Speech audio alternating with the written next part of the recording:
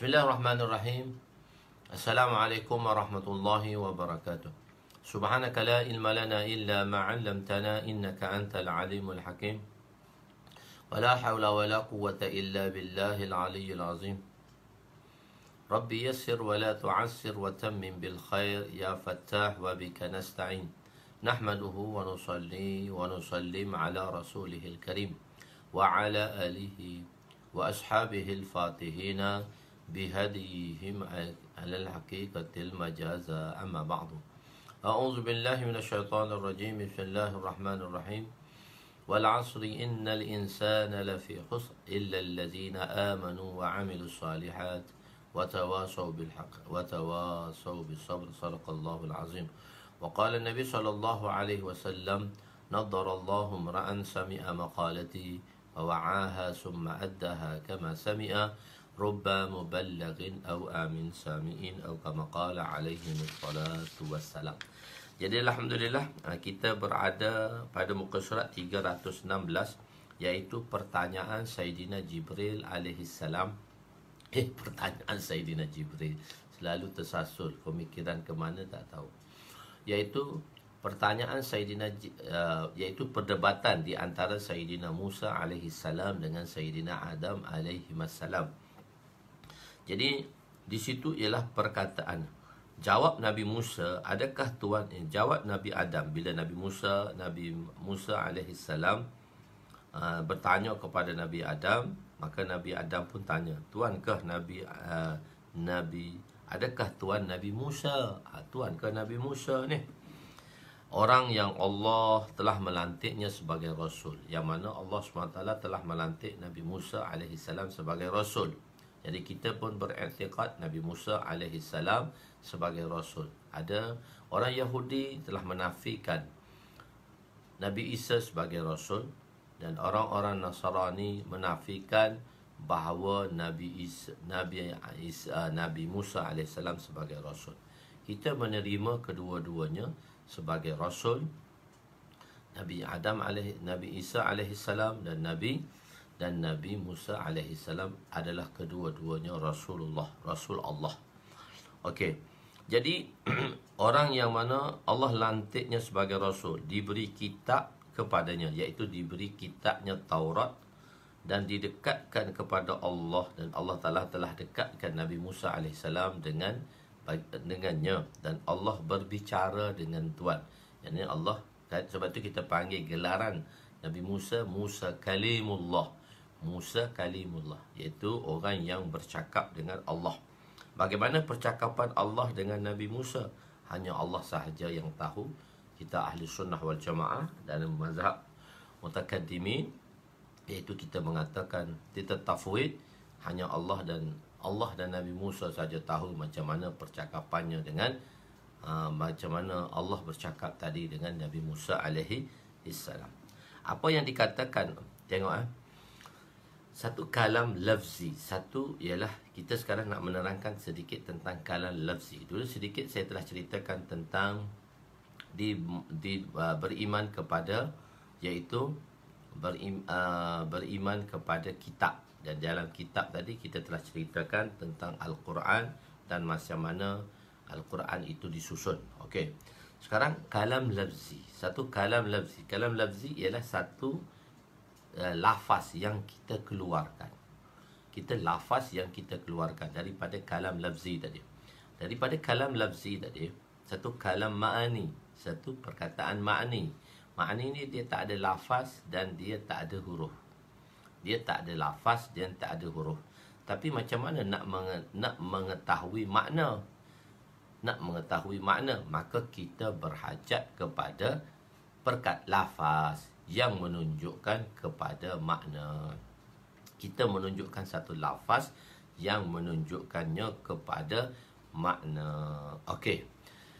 Kalau dalam ilmu mantik kita belajar sedikit tentang perkara ini. Kita belajar dia dalalah lafziyah.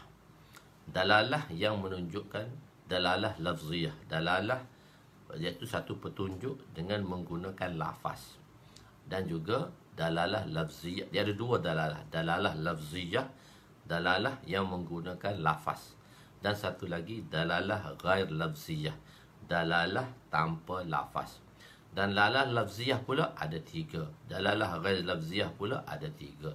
Dalalah lafziyah wad'iyah, dalalah lafziyah tabi'iyah, dalalah lafziyah aqliyah. Wada' ni iaitu satu-satu kaum telah meletakkannya. Wada' ni meletakkannya dengan perkara satu lafaz untuk satu makna.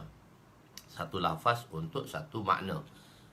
Kadang-kadang banyak makna tu makna mushtarak pula. Okey, tak kisah benda situ. Jadi dalalah lafziyah tabi'iyah. Tabi'iyah maknanya tabi'iyah ni tabiat, memberitahu keadaan situation tadi. Iaitu bila satu orang sakit, maka lafaz akan dikeluarkan. Tabiat akan menyatakan bahawa dia tak selesa dan dia sakit. Dan satu lagi aqliyah, dalam bentuk akal, iaitu kita tahu apabila satu orang bercakap di sebalik dinding perkataan yang tidak difahami. Mungkin perkataan tu perkataan macam this.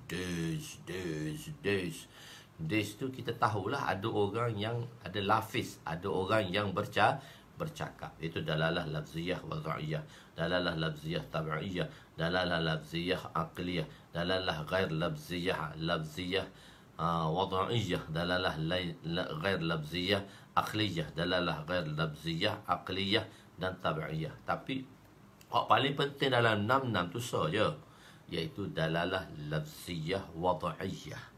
Dalalah lafziyah wad'iyah itu yang dibahaskan di dalam mantik.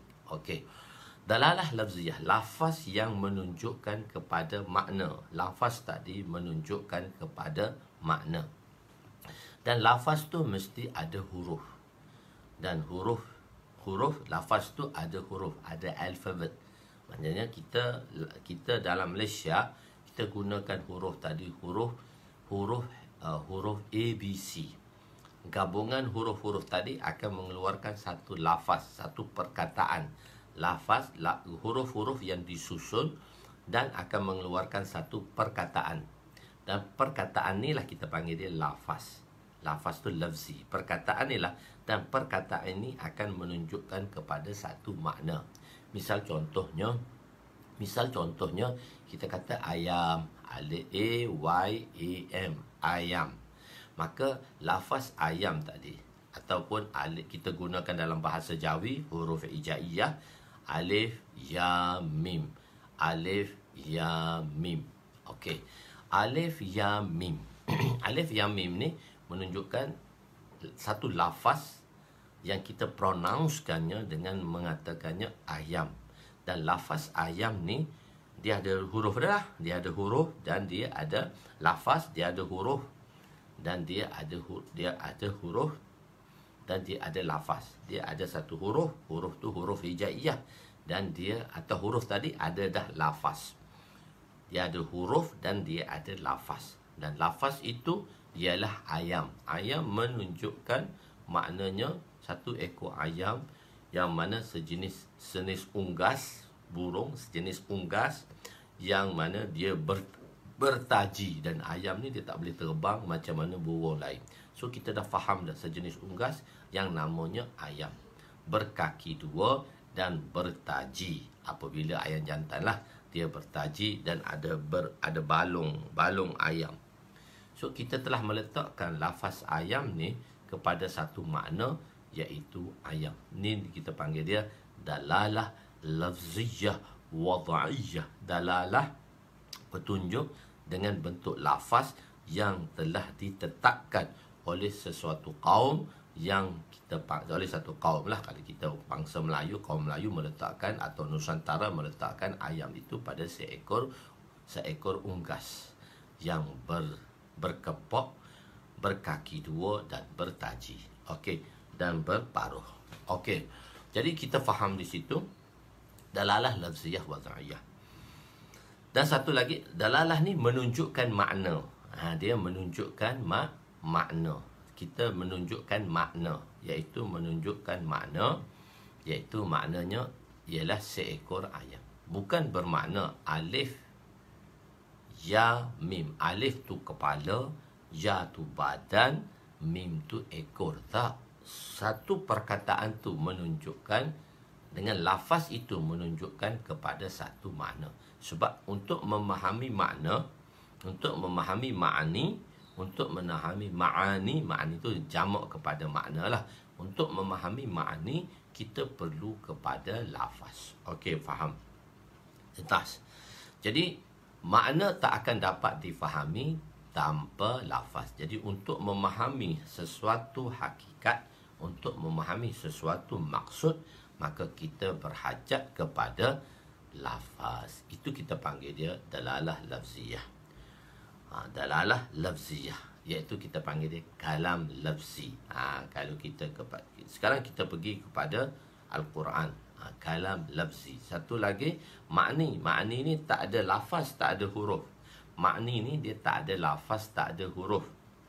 Dia satu makna, cuma lafaz itu menunjukkan makna tadi. Kita telah meletakkan lafaz tadi menunjuk. Jadi sebab itu kalam tu sentence lah, jumlah lah. Kalam itu ialah sentence atau jumlah.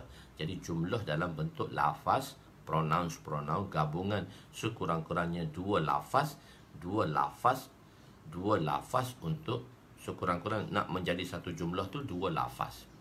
Dia ada dua lafaz.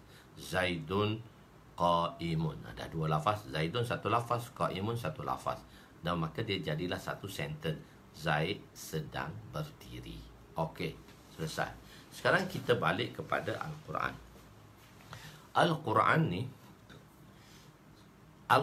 ada tiga proses Al-Quran, iaitu Al-Quran daripada zat Allah kepada Lauh Mahfuz. Al-Quran ialah perkataan Allah, kalamullah. Al-Quran tadi kalamullah, perkataan Allah yang ada pada zatnya, perkataan Allah yang ada pada zatnya. Sebagaimana sifat Allah, sebagaimana zat Allah, begitulah sifat Allah. Sebagaimana zat Allah, begitulah sifat Allah. Zat Allah yang wara'ul wara' kita tak boleh faham. Zat Allah qadim, sedia kala. Zat Allah tu sedia kala. Zat Allah tu dah sedia kala. Okey. Jadi zat Allah sedia kala, maka begitulah sifat Allah itu sedia kala. Zat Allah tu bukan makhluk, maka Quran tadi ialah sifat Allah. Kalamullah itu sifat Allah, maka dia juga bukan makhluk. Tapi dalam bentuk ma'ani lah, bila dia tu kalam ma'ani, yang tiada huruf dan tiada suara. Lepas tu kalam lafzi tadi, kalam Quran tadi daripada Allah dipindahkan kepada Lauh Mahfuz, yang tersimpan di Lauh Mahfuz. Dan Quran diturunkan ke Lauh Mahfuz. Itu sebuah Al-Quran. Quran daripada zat Allah, kalamullah, dan diletakkan di Lauh Mahfuz dalam sebuah Al-Quran, dalam bentuk sebuah Al-Quran. Di situ ada proses lagi. Di situ ada orang kata di zat Allah tu, maknanya di Lauh Mahfuz. Di Lauh Mahfuz itulah kalam yang suci. Kalam yang suci, yang tiada huruf dan yang tiada huruf. Pada zat Allah tu yang tiada huruf. Tapi perbahasan tu, masa di Lauh Mahfuz tu dia ada huruf ke tak? Tiada. Itu perbahasan lagi. Maka kita tak payah fikir banyak di situ. Maksudnya kalam tu ialah daripada kalamullah, itu adalah daripada zat Allah. Sebagaimana zat Allah itu kekal, zat Allah itu qadim, sedia kala, maka begitu juga kalamullah itu sedia kala. Jadi daripada Lauh Mahfuz tadi, Quran yang berada di Lauh Mahfuz daripada zat diturunkan pada Lauh Mahfuz, dan daripada Lauh Mahfuz sebuah Al-Quran sudah lengkap. Sebuah Al-Quran. Daripada Lauh Mahfuz nak turun ke dia pergi Lauh Mahfuz. Daripada Lauh Mahfuz tadi, daripada Allah Ta'ala turun kepada Lauh Mahfuz. Daripada Lauh Mahfuz turun ke langit dunia. Semasa di langit dunia tadi, sebuah Al-Quran yang lengkap lah. Quran yang ada pada Lauh Mahfuz tu Quran dia panggil Quran nafsi. Dia tak ada huruf, tak ada suara. Tapi sebab tu dia turun ke langit pertama. Dia turun ke langit pertama sebuah Al-Quran. Di situ sudah ada sebuah Al-Quran. Di Baitul Izzah tu sebuah Al-Quran. Cuma dia tak ada surah lagi. Dan dia tak di susunan sudah ada, cuma kita tak tahu. Jadi dia adalah sebuah Al-Quran lengkap dah. Sebab tu inna anzalnahu fi lailatul qadar, telah kita jelaskan, Allah Taala telah menurunkan Al-Quran pada malam Lailatul Qadar, iaitu daripada Lauh Mahfuz ke langit pertama di Baitul Izzah. Dan selepas itu daripada langit pertama ke dunia diturunkan secara berperingkat-peringkat. Inna nahnu nazzalna zikra wa inna lahu lahafizun. Sesungguhnya kami telah menurunkan Al-Quran itu secara berperingkat-peringkat. Kamilah yang akan menjaganya Al-Quran tadi daripada diubah. Okey. Bila dah turun langit pertama, dia telah jadi satu huruf dah, iaitu diturunkan dalam bahasa Arab. Al-Quran tadi diturunkan dalam bahasa Arab. Dan dalam bahasa Arab tu iaitu dalam bahasa Quraisy. Al-Quran diturunkan dalam lughah Quraisy. Al-Quran diturunkan dalam lughah Quraisy. Dan dalam lughah Quraisy itu sudah ada huruf dah, iaitu huruf hijaiyah. Alif sampai ya. Dalam 29 huruf, alif sampai ya, kita panggil dia huruf hijaiyah. Alif, ba, ta, fa, jim, ha, ha, da, za, ra. Itu hal huruf hijaiyah. Ba, ta, sa, begitu. Jadi selepas tu, jadi Mu'tazilah, golongan Mu'tazilah ni, mereka mengatakan tidak ada Quran itu lafzi. Maksud dia hak diturun tu dah lafzi dah. Yang diturun tadi dah lafzi dah. Maknanya sudah ada huruf, sudah ada suara. Bila sudah ada huruf dan sudah ada suara, maka dia adalah makhluk lah. Sebab lafaz dah. Lafaz dah tu makhluk dah. Quran lafzi itu dah makhluk. Jadi bagi Mu'tazilah, dia tak ada Quran ma'ani. Dia tak ada lafzi. Dia hanya ada lafzi. Dan dia tidak ada kalam nafsi. Kalam nafsi tak ada. Bagi dia, Quran tu lafzi je. Bagi kita, Ahlus Sunnah wal Jamaah, kita mengatakan Quran lafzi itu makhluk. Quran yang ma'ani itu qadim. Yang ada pada zat Allah itu, Quran tu qadim. Jadi kita ada dua situation. Kita kata Quran nafsi itu adalah ghair makhluk, dan Quran lafzi itu adalah makhluk. Mu'tazilah, golongan yang sesat ni, Mu'tazilah, Qadariyah dan sebagainya, mereka mengatakan Quran lafzi sahaja, tak ada Quran ma'ani. Bagi mereka Quran lafzi itu makhluk. Bagi kita pun Quran lafzi itu makhluk. Cuma ghair makhluk itu adalah Quran ma'ani, iaitu ma'ani Al-Quran, iaitu sebagaimana zat Allah, begitulah sifat Allah. Okey.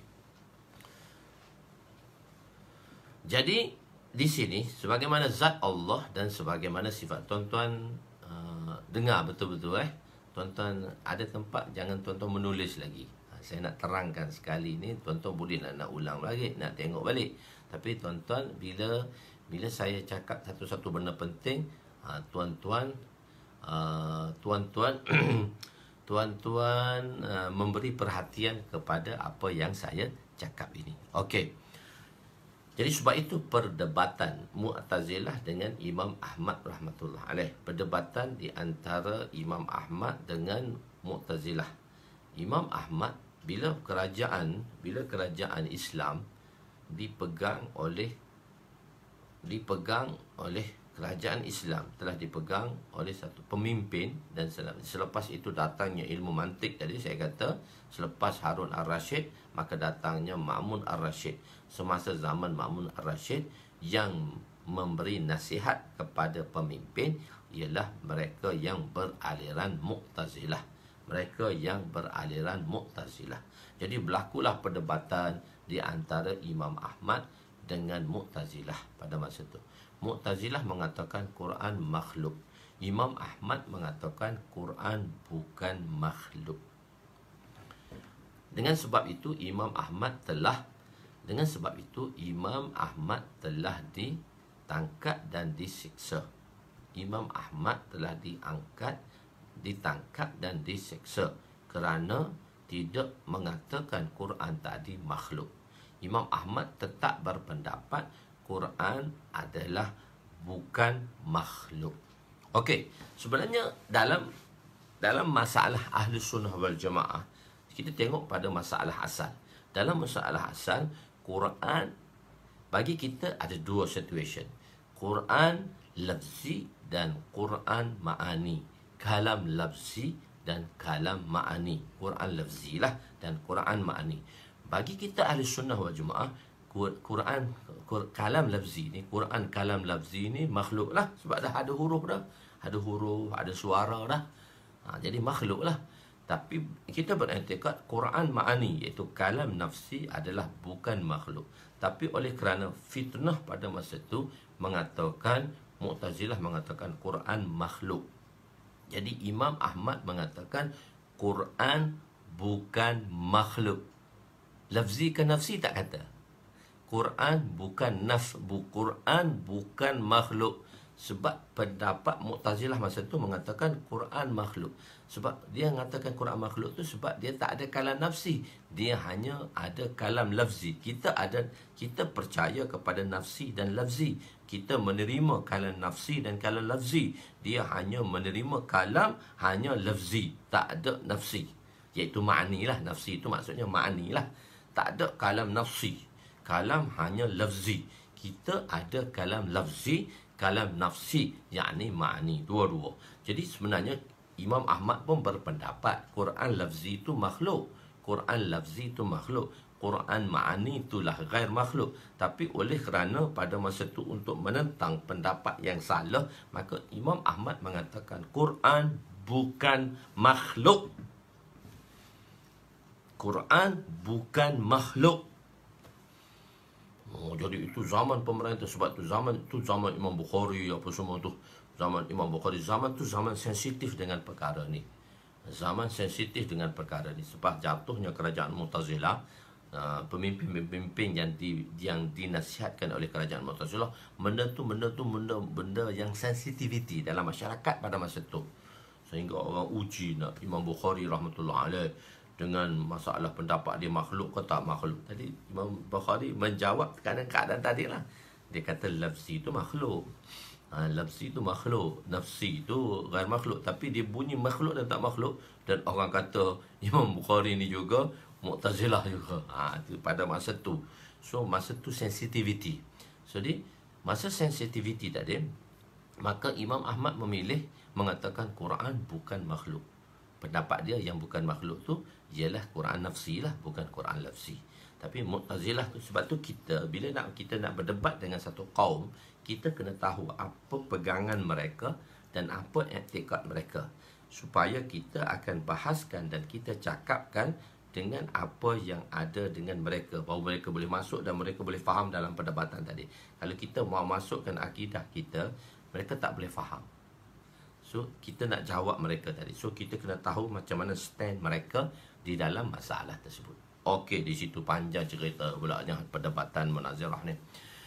Jadi Imam Ahmad dia ditangkap lah dan dia diikat, masya-Allah, dijemur di tempat yang sejuk, diikat tangan dan kaki, dijemur di malam yang sejuk, di musim yang dingin. Dijemur. Maka malam pertama, Imam Ahmad rahmatullah alaih mengatakan malam pertama dia berjumpa dengan Nabi. Nabi lalu pada dia. Dia bagi salam, Assalamualaikum ya Rasulullah. Nabi tak paling kat dia. Ini dalam hadar lah. Jadi Nabi tak paling kat dia. Dia sedih. Malam kedua Nabi datang lagi. Nabi bagi salam. Dia bagi salam kat Nabi. Nabi tak jawab. Malam ketiga Imam Ahmad tanya Nabi. Ini dalam situasi mimpi lah. Mimpi atau hadar. Ini ulama menceritakan lah. Jadi pada masa itu Imam Ahmad kata, ya Rasulullah, adakah pendapat saya salah yang mengatakan Quran makhluk, Quran bukan makhluk? Dia kata, Ahmad, pendapat kamu betul. Tapi kenapa ya Rasulullah bila saya salam kat Tuan, ya Rasulullah, Tuan tak jawab salam saya? Ahmad, aku malu dengan kau. Ahmad, aku malu dengan kau. Yang menyeksa kamu adalah keluargaku, Abbasiyah. Aku malu dengan kau. Jadi pendapat kamu betul. Kamu dengan pendapat kamu. Jadi itu pendapatnya. Cuma Mu'tazilah ni kalau bila dia berdebat dengan ahli sunnah wal jamaah tentang ru'yatullah, tentang ru'yatullah, adakah seorang itu boleh melihat Allah? Adakah seorang itu boleh melihat Allah? Tentang ru'yatullah. Jadi ulama mengatakan ru'yatullah ni pada hadar, pada dalam kita sedar kita tak boleh lihat. Tapi dalam mimpi adakah boleh melihat Allah? Itu ada perbahasan di kalangan ulama.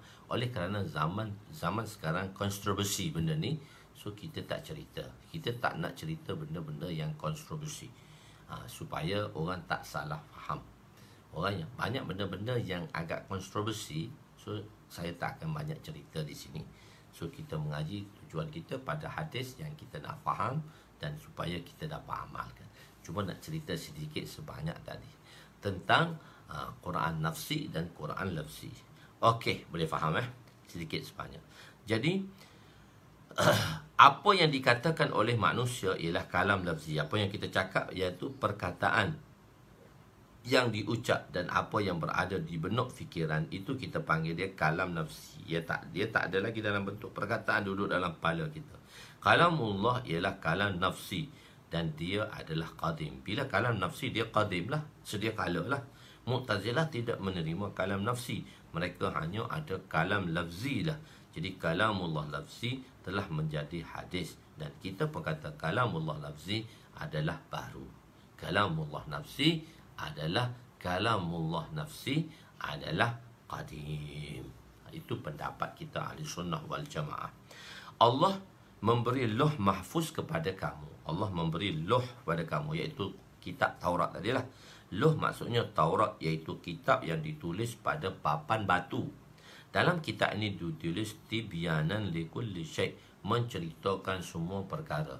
Di sini juga kita melihat menceritakan semua perkara dalam konteks bahasa. Dalam konteks bahasa, dia tidak mana semua. Dia tidak ada semua. Sebagai contoh, tuan, datanglah ke rumah saya. Semua ada di rumah saya. So, konteks bahasa pada masa itu ialah konteks bahasa, dan pada masa itu ialah apa keperluan rumah semua lengkap. Tuan, datanglah ke rumah saya, tak payah fikir banyak-banyak, semua ada. Jadi bila kata semua ada di rumah, takkanlah adanya kereta api kat rumah, takkan ada stesen kapal terbang, airport kat rumah, takkan ada stesen kereta api kat rumah, dalam rumah dia tu. So, benda yang bersangkut paut dengan perkara tadilah. Sewaktu dilafazkan, jadi tak adalah kereta api kat rumah. Stesen kereta api ada ke kat rumah kita? Stesen kapal terbang ada ke kat rumah kita? Dan semua ada, semua benda. So dia mengikut konteks ayat tadi. Begitu juga di dalam Taurat menceritakan kesemuanya, dijelaskan semua perkara. Apa maksud dijelaskan semua perkara?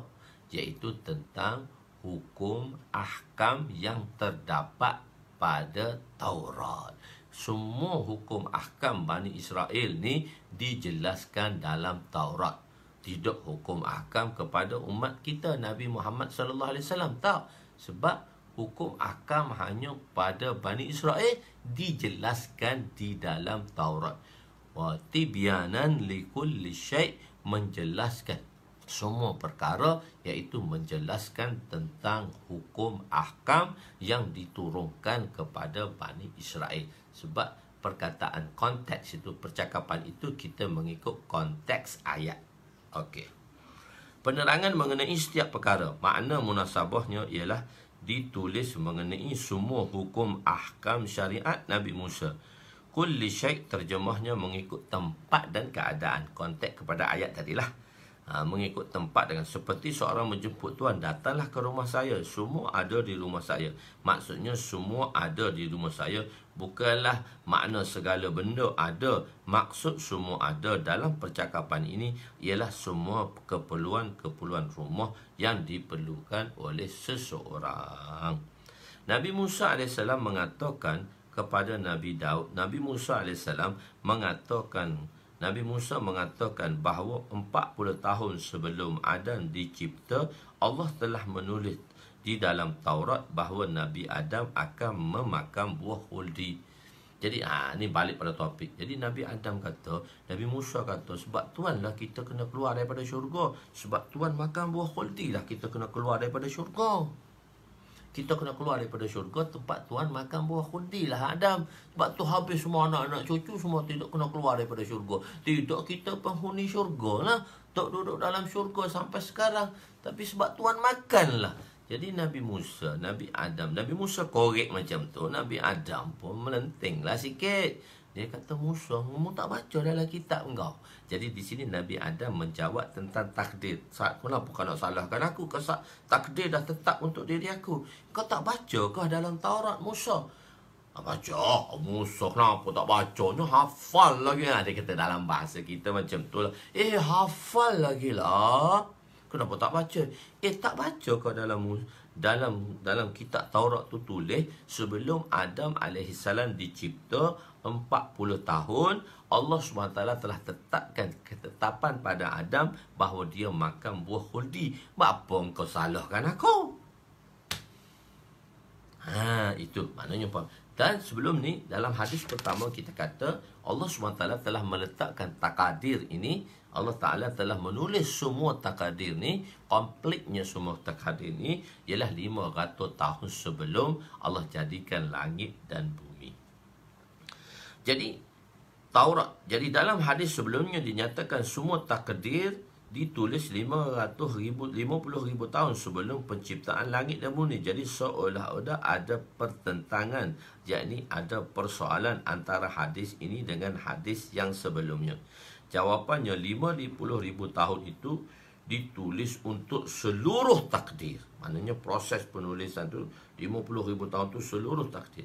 Tetapi mengikut semasa kitabah, semasa penulisan itu adanya mu'takif mawaqi', adanya mukhtalif mawaqi', adanya mukhtalif berbeza-beza tempat, adanya mukhtalif mawaqi', adanya mukhtalif mawaqi', berbagai-bagai peristiwa. Contohnya Imam Bukhari, dia tulis kitab dia keseluruhan, kitab dia Bukhari, Sahih Bukhari 16 tahun.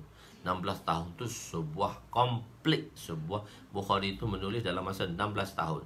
Maka mungkin hadis yang ke-400 itu di tahun ke-5 ke, di tahun ke-6 ke, mauqif, mukhtalif mawaqi', mukhtalif mawaqi', mukhtalif mawaqi'. Mawaqi' ni waktu-waktu yang berbeza. Penulisan tadi, kitabah tadi, waktu penulisan tu berbeza-beza.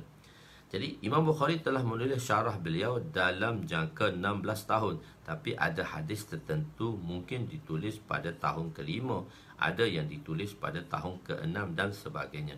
Maksudnya ada kejadian yang ditulis pada waktu yang berbeza. Jadi 40 tahun tu kejadian tu, waktu tu ditulis berbeza sedikit dengan 50,000 tahun. Jadi 50,000 tahun itu secara keseluruhan. Tapi mukhtalif mawaqi' penulisan itu pada 40 tahun sebelum kejadian Adam. So masalah tu selesai.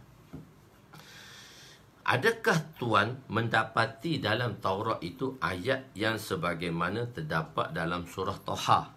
Ada tak? Nabi Adam tanya, ada tak dalam Taurat tu tulis ayat ni?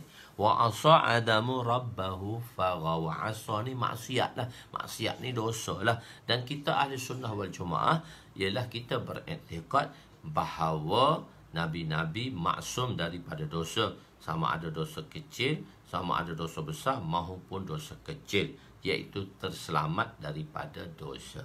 Jadi kenapa Quran kata asa berdosa? Asa ni maksiat, maksiat ni berdosa. Tak kira dosa kecil ke dosa besar. Jadi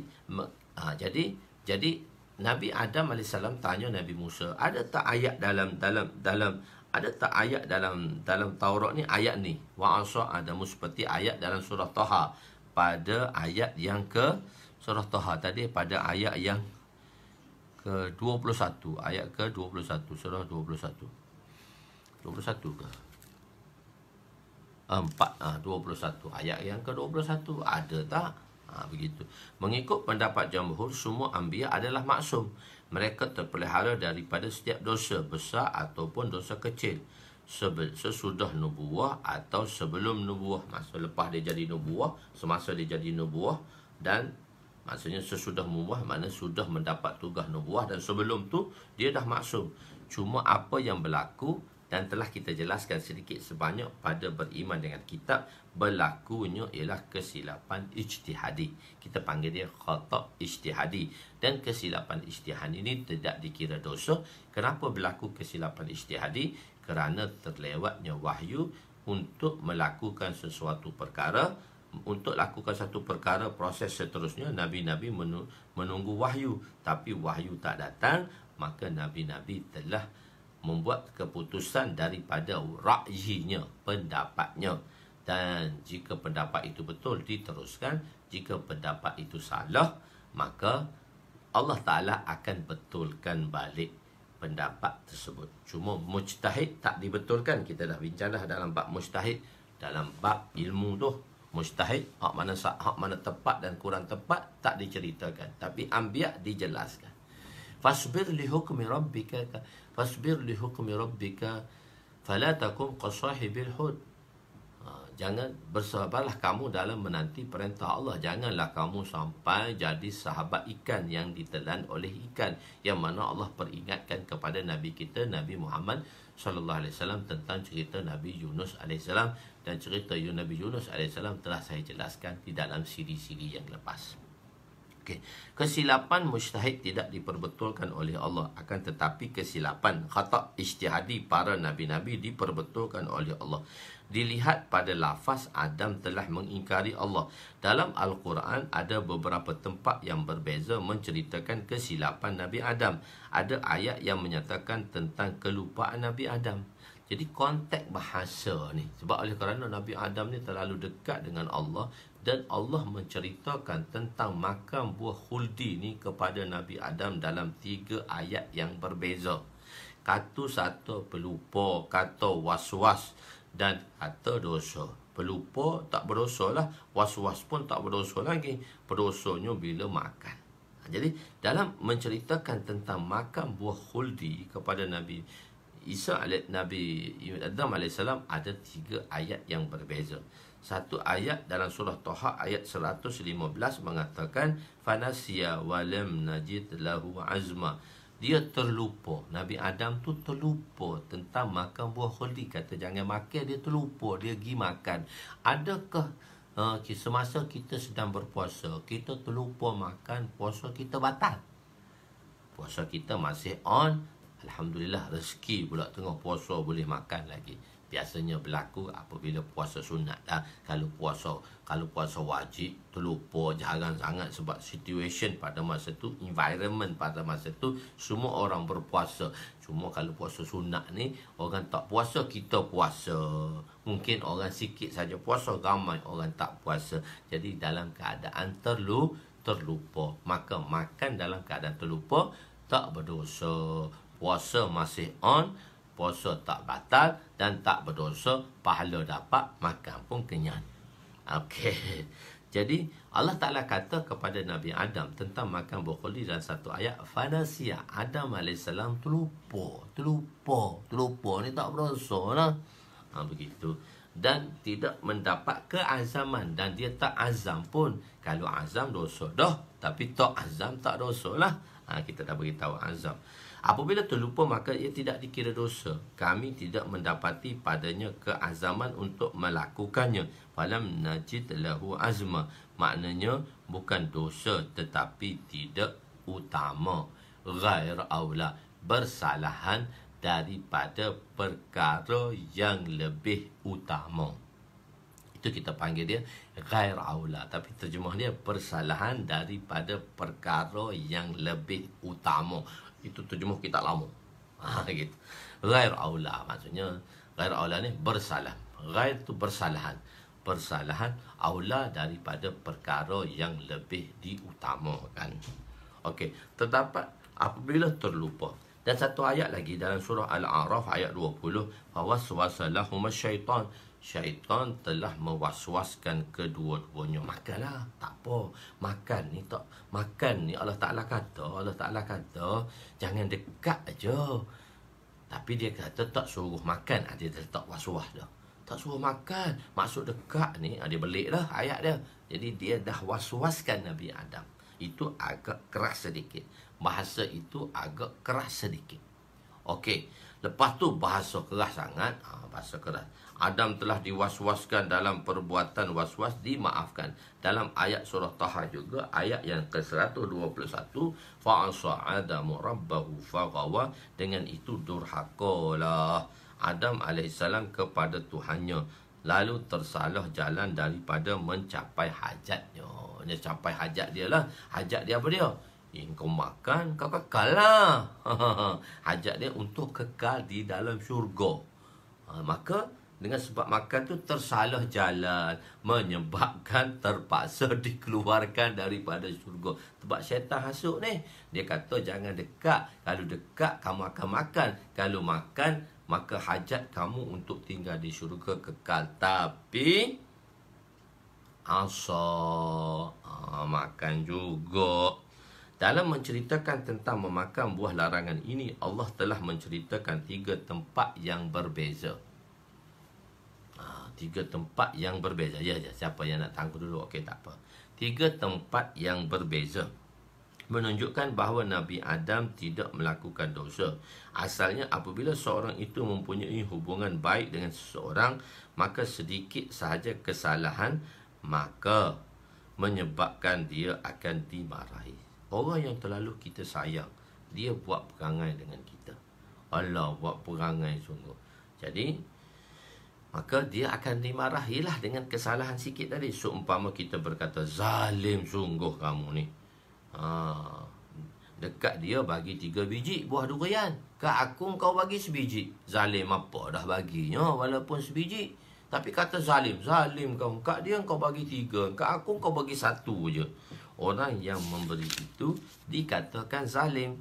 Kerana apa dia dikatakan zalim? Kerana wujudnya hubungan yang rapat, maka dia boleh berkata demikian. Orang yang memberi dengan orang yang diberi tadi, oleh kerana dekat sangat, dia kata zalim. Tapi bukan maksud zalim tu berdosa. Tak. Maksudnya bahasa tu agak kasar. Bahasa tu agak kasar. Lafaz zahid itu bukan yang dimaksudkan, tetapi lafaz ini dinyatakan kerana hubungan rapat dengan seseorang. Begitu jugalah hubungan Allah dengan Nabi Adam. Lafaz ini nampak kesat dan keras, tetapi dia tidak menunjukkan makna yang sebenar, dan dia adalah tak sepatut. Sebab Nabi Adam ni Nabi Allah, dekat dengan Allah. Jadi tak sepatutnya ada macam tu. Begitu. Satu perkara berkenaan dengan adab bercakap. Kita kata dalam peradaban, kan adab bercakap. Allah ajar kita betul bahawa akidah kita baik dan buruk itu daripada Allah. Semua baik dan buruk, i'tiqad kita ialah daripada Allah.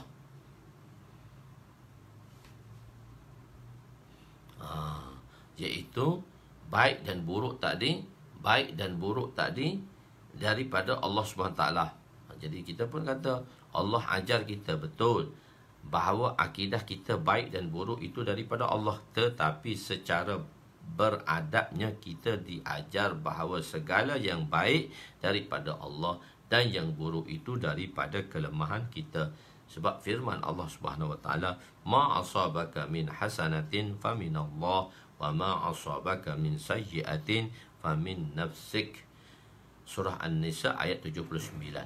Apa jua kebaikan, iaitu nikmat kesenangan yang engkau dapati, maka ia adalah daripada Allah. Dan apa jua bencana yang menimpamu, maka keburukan tadilah, maka ianya adalah daripada kesilapan dirimu. Di sini Allah mengajar kita dalam bahasa peradaban. Baik buruk i'tiqad kita daripada Allah, tetapi dalam bahasa peradaban kita bercakap yang baik daripada Allah, yang kurang dan lemah itu daripada kelemahan saya. Itulah yang dicakapkan oleh para mubayyinin. Itu orang-orang yang berceramah. Akhir sekali dia kata, yang baik daripada Allah, yang buruk itu semua daripada kelemahan saya. Ya Allah ajar kita dalam bahasa peradaban. Kita pun ada bahasa peradaban. Bahasa pasar tak boleh kita gunakan dalam bahasa istana. Jadi sebab orang tak faham, bahasa istana tak digunakan di pasar. Jadi bahasa istana, tuanku, patik, gitu. Merapat sembah tuanku. Jadi bahasa tu bahasa halus, bahasa istana. So dia bahasa istana tu tak boleh tuanku, tuan, tak boleh. Dia tak boleh, dia menjadi salah. Kadang-kadang bahasa yang sama, nada yang berbeza juga salah. Bahasa yang sama, perkataan yang sama, nada yang berbeza, maksud dia dah lain dah, walaupun perkataan itu sama. Itu percakapan lembut seorang anak kepada ayahnya, kepada ibunya. Itu mendayu-dayu, memujuk supaya memberi sesuatu. Kalau nak marah, tu nak marah tu, apa suruh dia nya, tak suruh orang lain. Lafaz mak tetapi disebut dengan nada yang berbeza, maka maknanya berbeza. Mak suami kepada ayah, kita panggil mak, masalah adab namanya. Suami isteri ayah saya tu biadab namanya, walaupun maknanya sama. Okey. Nabi Adam berkata, perkara itu telah ditulis oleh Allah. Jadi kenapa kau cemuh aku? Nabi Adam jawab tentang takdir lah. Allah dah tulis dah. Mak kenapa tak ke masjid? Allah dah tulis dah tak ke masjid. Kenapa nak cemuh pula? Timbul persoalan, apakah boleh menyerahkan dosa dan kesalahan itu pada takdir? Kenapa kau buat puasa? Allah dah tetap dah. Kenapa mencuri? Saya mencuri, Allah sudah tetapkan.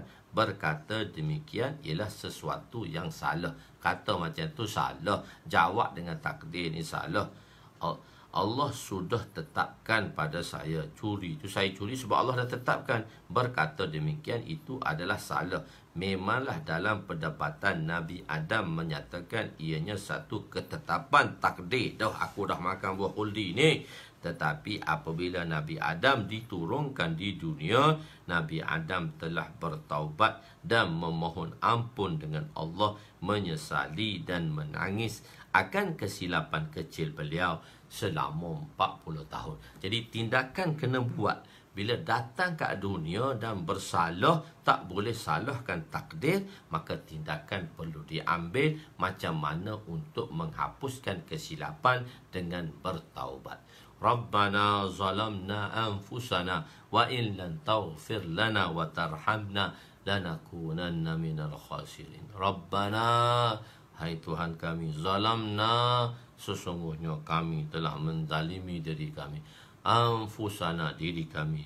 Rabbana zalamna anfusana wa illan taghfir lana, tidak ada siapa yang boleh mengampuni kami. Taghfir lana wa tarhamna, maka rahmilah kami. Wa tarhamna lanakunanna minal khasirin, maka janganlah jadi kami orang-orang yang rugi jika engkau tidak mengampuni dosa-dosa kami. Jadi taubat dibuat. Nabi Yunus AS tersilap dengan kesilapan ijtihadinya tadi, bertaubat. La ilaha illa anta subhanaka inni kuntu minaz zalimin. Jadi tindakan harus dibuat. Tindakan wajib dibuat setelah melakukan kesilapan untuk memohon keampunan. Walaupun dalam perdebatan ni Nabi kata Nabi Adam berjaya mengalahkan Musa dengan menjawab dengan jawapan takdir, tapi setelah turun ke dunia ini, Nabi Adam telah membuat satu tindakan, iaitu memohon dan beristighfar kepada Allah, sujud taubat 40 tahun tanpa mengah-mengah kepala pun. Di akhirat apabila setiap Nabi diminta untuk meminta syafaat semua nabi-nabi untuk meminta, nabi-nabi didatangi pada nabi-nabi untuk minta syafaat. Nabi akan memberitahu keuzuran mereka. Nabi akan buat satu keuzuran, mengaku kesalahannya, sedangkan kesalahan itu telah dimaafkan. Nabi kata Nabi kata aku banyak salah, mu tak boleh minta dengan aku. Tu Adam kata aku makan buah khuldi lah sebab mu turun kat dunia. Pergi kepada Nabi Ibrahim AS. Dia kata aku pernah bohong dah sekali, walaupun bohong dia bohong sunat tu, bohong dengan kinayah tu. Pergi kat Nabi Isa, Nabi Isa tolonglah, Nabi Isa tolonglah. Begitu. Bila kata tolong tu, dia tolonglah, dia kata. Pergi Nabi Isa kata, kat dunia tu orang duk sembah aku sebagai Tuhan. Jadi hanya Nabi SAW saja.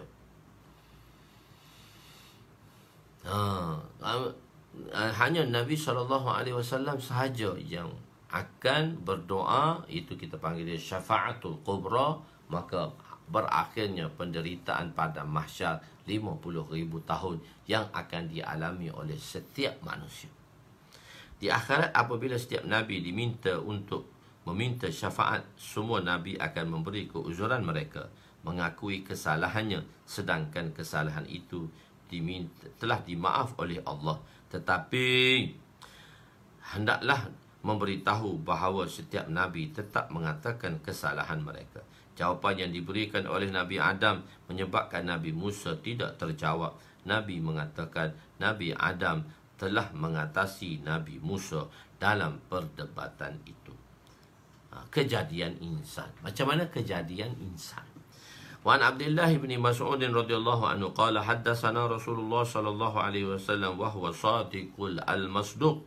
Inna khalqa ahadikum yujma'u fi batni ummati 40 yawman nutfatan summa yakunu 'alaqatan misla zalika summa yakunu mudghatan misla zalika summa yab'atsu Allahu ilayhi malakan bi 40 kalimat fayaktubu 'amalahu wa ajalahu wa rizqahu wa shaqiyyun أو سعيد ثم ينفخ فيه الروح والذي لا إله إلا غيره إن أحدكم ليعمل بعمل أهل الجنة حتى ما يكون بينه وبينها إلا ذراع فيسبق عليه الكتاب فيعمل بعمل أهل النار فيدخلها وإن أحدكم ليعمل بعمل أهل النار حتى ما يكون بينه وبينها إلا ذراع فيسبق عليه الكتاب فيعمل بعمل أهل الجنة فيدخلها muttafaqun alaih. Ajib. Semoga Allah SWT selamatkan kita. Ajib hadis ni. Semua hadis tu ajib-ajib belaka lah. Sayyidina Abdullah bin Mas'ud radhiyallahu anhu meriwayatkan bahawa Rasulullah sallallahu alaihi wasallam telah menceritakan kepada kami, sedangkan baginda itu ialah orang yang benar lagi dibenarkan. Baginda sebagai sadiq, orang gelaran as-siddiq. Baginda tu sadiq, orang yang benar. Dan al-masduq, berita yang dibawa oleh Nabi tadi adalah benar. Sesungguhnya kejadian salah seorang daripada kamu telah dihimpunkan dalam perut ibunya selama 40 hari dalam bentuk air mani. Kemudian ia menjadi segumpal darah dalam tempoh yang sama, iaitu 40 hari. Kemudian menjadi segumpal daging dalam tempoh yang sama, iaitu 40 hari. Jadi 4 bulan. Kemudian Allah telah mengutus kepadanya malaikat membawa 4 perkara, menulis 4 kalimah ni. Pertama akan ditulis amalannya, banyak mana amalan dia, ajalnya bila nak mati, rezekinya banyak mana. Hak 4 ni selesai, hak 4 ni sedihnya. Juga ditulis adakah dia celaka atau bahagia. Kita tidak tahu di Lauh Mahfuz apakah yang tertulis pada kita semua. Sebab itu iman bainal khauf wal raja, iman tu di antara takut dan harap. Sesungguhnya salah seorang daripada kamu beramal dengan amalan, satu orang dia beramal dengan amalan ahli syurga sehingga antaranya dekat dah dengan syurga, iaitu satu hasta, tetapi lalu ketentuan Allah mendahuluinya. Last no ending tu dia beramal dengan amalan ahli neraka, dan akan memasukkannya ke dalam neraka walaupun dulu dia baik. Ending dia tu. Takdir tu terbalik di situ. Kita tak tahu. Benda ni kita tak tahu. Jadi sebab itu iman namanya khauf dan raja. Sesungguhnya salah seorang daripada kamu beramal, dan sesungguhnya salah seorang daripada kamu beramal dengan amalan ahli neraka. Jahat sungguh amalan neraka. Sehingga jahat tadi, sehingga antaranya dan syurga dan neraka hanya satu hasta. Bukan syurga, satu neraka. Sehingga antaranya dan neraka. Syurga tu tukar neraka. Hanya satu hasta. Lalu ketumbuhan telah mendahuluinya. Dia beramal dengan amalan syurga dan memasukinya. Dia beramal pula dengan ahli syurga. Last minute tu, ending dia tu, Masya Allah, baik kehidupan dia syurga. Jadi antaranya syurga. Baris kedua akhir tadi. Hadis riwayat muttafaq alaih. Baginda adalah seorang yang benar, lagi dibenarkan. Nabi adalah benar. Nabi ini bersifat benar. Al-Amin. Nabi ini siddiq, bersifat benar. Bersifat benar. Nabi ini adalah bersifat, sifat dia benar. Nabi ini orang yang benar, dipercayai, sadiq dan masduq. Masduq ni berita yang dibawa oleh Nabi mesti kita benarkan. Mesti kita membenarkan berita. Sebab tu saya dah bezakan kan. Al-masduq ni maksudnya, al-masduq ni hak, membenarkan perkara yang dibawa oleh Nabi. Saya dah bezakan apa itu sidq, apa itu hakun dan apa itu sidqun. Maka tengoklah di pengajian-pengajian yang telah lepas. Pada pengajian-pengajian yang telah lepas, tuan-tuan boleh tengok balik benda tu. Saya telah bezakan perkataan sidqun dan hakun, dan saya memberikan makna hakun, dan tuan-tuan dah nampak dah reality. Okey. Benda tu saya tak nak ulang lagi. Kita jalan saja. Dan sesungguhnya salah seorang. Jadi baginda itu ialah perkara ini adalah benar dan mesti dibenarkan. Itulah sifat baginda as-sadiq wal masduq, yang benar lagi dibenarkan. Apabila mana-mana hakim dan doktor menyatakan sesuatu yang bertentangan dengan apa yang dikatakan oleh Nabi, maka kita kata, Tuan, kami tidak akan mendengar percakapan Tuan. Kami ni bukan setakat tu, kami tak boleh terima apa Tuan cakap. Kerana perkhabaran Nabi, apa yang diceritakan kepada kami oleh Nabi, kami sudah memadai bagi kami. Dalam hadis ini menerangkan proses kejadian manusia dan penciptaan Allah menakjubkan. Kejadian manusia ni satu penciptaan yang menakjubkan. Penciptaan yang menakjubkan. 40 hari ialah dalam titisan mani. 40 hari dalam bentuk air mani. 40 hari kedua dah jadi darah dah. Bertukar sedikit jadi darah. Lepas tu 40 hari ketiga dah jadi daging dah, sempurna dah jasad tadi. Kecil pun dah sempurna dah, sikit tu. Tapi 40 hari tu, tanpa 4 bulan tu tiup roh. Ini adalah nikmat yang ajaib. Nikmat yang ajaib. Kenapa pula tulis ajaib? Ustaz Usnu sebut ajib aja, tulis ajaib. Ajaib ialah jamak pada perkataan ajib. Keajaiban. Ini adalah hikmat yang ajaib, hikmat yang penuh dengan keajaiban dalam proses kejadian manusia, iaitu Allah menjadikan jisim menjadikan seketul jisim di dalam sebuah jisim, dalam perut ibu yang berjisim, menjadikannya jisim dengan perlahan-lahan supaya tidak merisaukan ibu mengandung. Kalau terus mengandung, bila berselepas bersama, bila masuk benih telur mengandung, keluar tu, tension mak tu, besar dalam perut dia tu, dalam masa proses tu, tension. So Allah kata tak sedar. Bila dah jatuh benih pun tak sedar, tiba-tiba dah tiba-tiba orang rumah kita, tiba-tiba isteri kita dah lewat dah period dah, waktu haid dia dah lewat. Tanda dia rezeki pula lah tu. Tanda dia keluarga tadi nak dapat rezeki dah. Selalu dia kata, bang, dah lewat dah ni bulan ni. Ada rezeki lah tu. Ada rezeki lah tu. Begitu. Sebab tak sedar. Dan kadang-kadang dah jatuh benih pun tak sedar lagi. Bila tak tahu-tahu tu terkesan, datang period lewat. Okey. Dalam proses kejadian manusia ialah Allah menjadikan jisim, tidak memberi tekanan kepada ibu tadi. Pada hari kiamat Allah akan zahirkan kudratnya tadi, nizamnya, ni kudratnya. Dalam masa serentak Allah hidupkan semua manusia. Di dalam dunia ini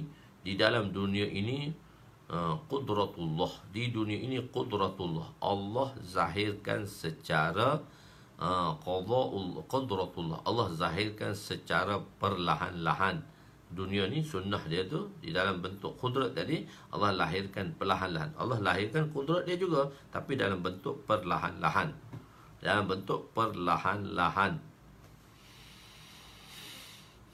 Apabila sempurna jisim, akan dihantar satu malaikat, bukan seorang malaikat, satu malaikat untuk ditulis 4 perkara.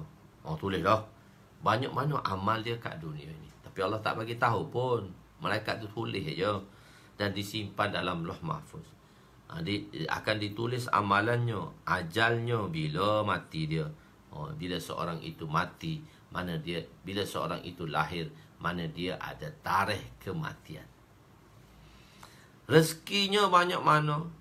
Hak paling takut celaka ke bahagia. Seorang itu celaka ataupun bahagia. Catatan ditulis di mana? Catat ni di mana ditulis? Catat dia. Tengok dahi tu kan berkerut. Tengok dahi tu berkerut. Kerut dahi tu dia ada baris. Ada baris. Dahi berkerut. Catatan ditulis mana? Sebahagian ulama berpendapat ia akan ditulis pada buku catatan, iaitu buku amalan. Ditulis dalam buku amalan. Atau ditulis kemudiannya disimpan di sisi Allah. Tak ada siapa yang tahu, yang mengetahui kecuali Allah. Ada ulama berpendapat ia ditulis di dahi kita. Ada kerut, ada garis di dahi ni, ada garis dahi ni. Ditulis atas dahi tu. Kamu tak boleh baca ya. Ada ulama berpendapat ditulis di atas dahi insan, akan tetapi tidak dizahirkan, tak boleh nak baca. Roh ditiup apabila selesai 4 perkara ini ditulis. 4 bulan siap. Dan 4 bulan dah sempurna. Sebelum ditiup roh tu, tulis dah 4 ni. Tiada siapa yang mengetahui sama ada dia penghuni syurga atau penghuni neraka. Kita tak tahu di mana ending kita, syurga atau neraka. Sebab itu kita tidak boleh mencemuh orang. Kita tak boleh mengatakan kamu ni berdosa, orang berdosa ni Allah tak ampun masuk neraka. Tak ada siapa boleh. Sebab tak ada siapa boleh kata dia penghuni syurga. Jadi iman itu namanya takut dan harap. Oleh itu setiap kita perlu rasa takut akan keadaan iman kita dan penghujung kita. Oleh itu hendaklah kita sentiasa takut dan beramal, kerana iman itu sendiri namanya adalah di antara harap dan takut. Satu kaedah Allah Ta'ala bagi tahu. Satu orang dia beramal dengan amalan-amalan yang baik. Jadi kita kata, kita tunggu hak baik aja lah. Kita tunggu buat nanti nak mati je lah. Tak. Sebenarnya proses ini kita kena buat daripada awal. Dalam hadis ini dia menunjuk, satu-satu hadis tu dia tak menunjukkan seluruh kehidupan. Satu-satu hadis tu nak menunjukkan satu situation saja. Dan seluruh kehidupan itu diceritakan oleh kesemua hadis yang berbeza-beza. Begitu. Jika seorang itu, dia buat satu kaedah. Jika seorang itu beramal dengan amalan syurga, dia dah buat baik dah sehingga antara dia dengan syurga tu sehasta aja nak sampai kat syurga. Maksudnya baik sungguh lah. Dia beramal tapi last minute dia beramal dengan amalan ahli neraka. Al-i'tibar bil khawatim. Sesungguhnya i'tibar sesuatu benda tu pada penghujungnya. Tapi biasanya orang yang buat baik ni dia mati dengan baik lah. Tapi nak beritahu itu kehendak Allah. Allah boleh buat apa saja. Tak ada siapa boleh kata Allah tu zalim. Allah tu zalim. Tak boleh, kecuali orang-orang yang mana dia tak ada iman, Dan kecuali orang yang imannya lemah, mereka akan kata, Allah ni zalim ni buat kat kita. Habis tembakau, tanaman kita tenggelam. Nak pungut hasil datang hujan, habis buruk akar. Allah zalim. So Allah tak zalim. Sebab tu kita bersangka baik dengan Allah, kita mesti bersangka baik dengan Allah. Apa yang kita rancang tak jadi, apa yang kita rancang tak jadi, sebenarnya ada yang lebih baik Allah nak sediakan pada kita. Sebab itu kita mesti bersangka baik dengan Allah. Wala taqnatu bi rahmatillah. Jangan kita berputus asa dengan rahmat Allah, dan kita sentiasa bersangka baik dengan Allah. Allahu Akbar. Jika seorang itu, kehidupan insan itu tidak diiktibarkan, maksudnya tak muktabar insan tu, kita tak tahu kita macam mana. Yakni, jika seorang itu menjadi kafir seminit sebelum kematiannya, maka dia akan kekal dalam neraka. Kekalnya iman kita kerana dikekalkan oleh Allah. Kekalnya iman kita di akhir hayat kita, sebab Allah kekalkan kita dengan iman. Jika ditarik oleh Allah, tiada siapa yang dapat menahannya. Man yahdihillah fala mudhillalah, wa man yudlilhu fala hadiyalah. Man yahdihillah, barang siapa yang mana Allah Subhanahu wa taala telah memberi hidayat pada seorang, man yahdihillah fala mudhillalah, tak ada siapa yang boleh sesatkannya. Wa man yudlilhu fala, wa man yudlillah fala hadiyalah. Orang yang mana Allah tersatnya, tak ada siapa yang boleh bagi hidayat pada dia. Hidayat dan sesat adalah di tangan Allah. Jadi sebab itu kita kena mohon. Jadi ulama mengatakan, untuk kita ending dengan baik, untuk kita mati dengan kebaikan, maka kita harus melakukan kebaikan itu daripada mula, daripada awal, supaya dengan kebaikan itu maka kita akan berakhir dengan kebaikan. Itu natijah dia. Jadi, tapi boleh juga Allah buat macam tu. Itu tak ada siapa dengan Allah. La yus'alu amma yaf'alu wa hum yus'aluna. Ayat muka surat 321. La yus'alu amma yaf'alu. Dia tidak boleh ditanya tentang apa yang dia lakukan, sedangkan wahum, mereka semua ni, kita semua ni akan ditanya kelak oleh Allah. Jika seorang itu beramal dengan amalan syurga sehingga antaranya dan syurga hanya satu hasta, dia beramal pula dengan amalan neraka di akhir hayatnya, maka nerakalah ia. Kehidupan insan tidak diiktibarkan, tak boleh kita iktibar, tak boleh kita bersenang hati. Yakni jika seorang itu menjadi kafir seminit sebelum kematiannya, maka dia akan kekal dalam neraka. Kekalnya iman kerana dikekalkan oleh Allah. Kekalnya iman kita kerana dikekalkan oleh Allah. Jika ditarik oleh Allah, tiada siapa pun yang dapat menahannya. Jika dilihat dari sudut amalan, kalau kita tengok pula dari sudut amalan, orang yang berdakwah lah, orang yang paling banyak amal, berdakwah lah, Masya Allah, buat amal ni, sibuk dengan amal. Itu dilihat secara zahirnya begitulah. Zahirnya nampak gitulah, ustaz-ustaz lah bagusnya. Akan tetapi setiap waktu kita perlu takut kepada Allah. Nikmat yang besar ialah iman. Nikmat yang besar ialah iman. Akan tetapi nikmat besar tu iman. Akan tetapi satu nikmat ini apabila kita mati dengan iman, dan ia satu nikmat lagi bila mati dengan kekalnya iman. Iman tu satu nikmat daripada Allah, dan satu nikmat lagi ialah mati dalam iman. Semoga Allah matikan kita dalam keadaan beriman. Jadi Allah matikan kita dalam keadaan beriman. Sebab tu kita tak boleh mengatakan kepada seseorang, kita tak boleh mencemuh seorang, kita tak boleh mencaci seorang, kita tak boleh mengatakan seorang, sebab kita pun tak tahu ending kita masing-masing.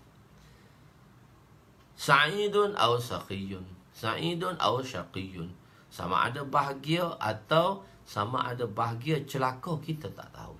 Cuma kita minta dengan Allah supaya Allah Subhanahu wa taala adakan kita di dalam kesejahteraan. Kita minta dengan Allah supaya Allah endingkan kita, akhirkan kita dengan iman. Masya Allah. Kita berhenti kat situ lah. Muktabar seorang itu pada akhir kehidupan dia. Jadi kita kena tengok awal, kita kena tengok akhir. Jadi insya-Allah yang baik itu daripada Allah, yang kurang itu daripada kelemahan saya. Esok pagi tak ada, esok hanya ada malam. Hari Selasa kita ada malam. Hari Selasa kita ada malam, dan hari Rabu kita ada pagi, dan hari Khamis sepatutnya kita malam. Selasa dan Khamis malam, Khamis malam. So hari Khamis saya rancang nak balik Kelantan. Dalam perjalanan mungkin sampai dah petang, so mungkin saya akan rehat dulu. Hari Khamis malam tak ada. Mungkin insya-Allah Jumaat pagi insya-Allah ada balik Jumaat pagi 6.45. Masa tu dah ada kat Kelantan dah. InsyaAllah boleh minta internet laju lah. InsyaAllah boleh kot, ada wifi tu senang sikit, ada Unify kat rumah di IPA tu, bolehlah insyaAllah. Kita mengaji di situ pula insyaAllah. Jadi hari Khamis ni, tapi kalau balik lah, kalau tak balik hari Khamis adalah malam. Jadi insyaAllah macam mana tengok suasana dulu.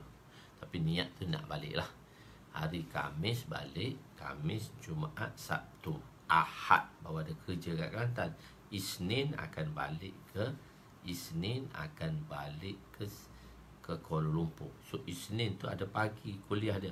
Isnin tu balik pagi. So Isnin pagi tak ada kuliah. Isnin pagi kita tengok dulu macam mana suasana. Saya bertolak lewat ke Isnin tu pagi tu selepas kuliah ke, ataupun Isnin pagi tu tak ada. Isnin minggu depan tu lah. Isnin minggu depan saja. InsyaAllah. Wallahu a'lam. Yang baik itu daripada Allah, yang kurang itu daripada kelemahan saya. Aku qouli hadza, astaghfirullahal azim li wa li walidayya wa li jami'il muslimina wal muslimat wa lil mu'minina wal mu'minat al ahya'i minhum amwat bi rahmatika ya arhamar rahimin ya awwalal awwalin wa ya akhiral akhirin wa ya dzal quwwatil matin wa ya rahimal masakin wa ya arhamar rahimin. Zalamna anfusana wa in lam taghfir lana wa tarhamna lanakunanna minal khasirin. Rabbana atina fid dunya hasanah wa fil akhirati hasanah wa qina azabannar. Wa sallallahu ala sayidina Muhammadin wa ala alihi wa sahbihi ajma'in walhamdulillah.